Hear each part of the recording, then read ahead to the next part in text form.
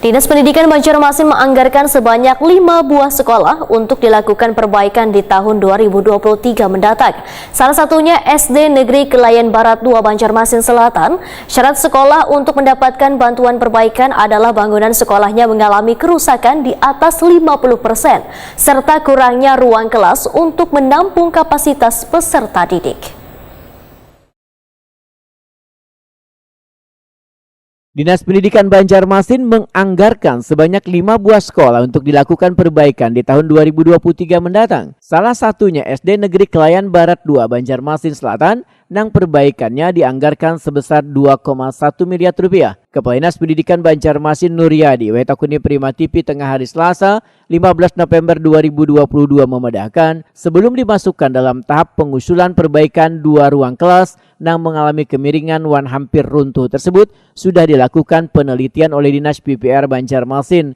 Selain SD Negeri Kelayan Barat 2 Banjarmasin, masih ada beberapa sekolah yang juga dilakukan perbaikan, yaitu SD Negeri Basiri 3 Banjarmasin, SD Negeri Teluk Tiram 8 Banjarmasin, dan SD Negeri Antasan Besar 7 Banjarmasin yang masuk menjadi prioritas utama untuk diperbaiki di tahun 2023 nanti. Menurut Nuryadi, syarat sekolah untuk mendapatkan bantuan perbaikan adalah bangunan sekolahnya mengalami kerusakan di atas 50%, serta kurangnya ruang kelas untuk menampung kapasitas peserta didik.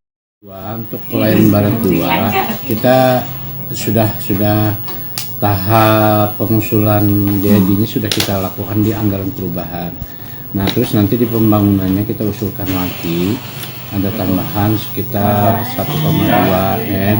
Nah, mudah-mudahan itu nanti akan kita bangun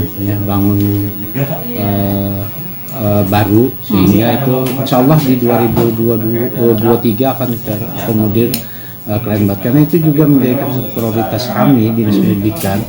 Hal-hal yang sifatnya membahayakan siswa itu akan kita lakukan secepatnya pembangunan. Nah, kami juga di pembahasan Dewan kemarin juga kami disuruh menginventarisir ya kerusakan-kerusakan sekolah-sekolah yang ada di Banjarmasin. Nah, dampak-dampak itulah kami inventarisir dan sudah kami laporkan dalam kondisi berapa rombel yang harus kita baiki, berapa yang harus kita. Nah, kita memaklumi keterbatasan anggaran itu kan ada, jadi kita skala prioritas yang juga. Jadi prioritas itu yang kami lakukan.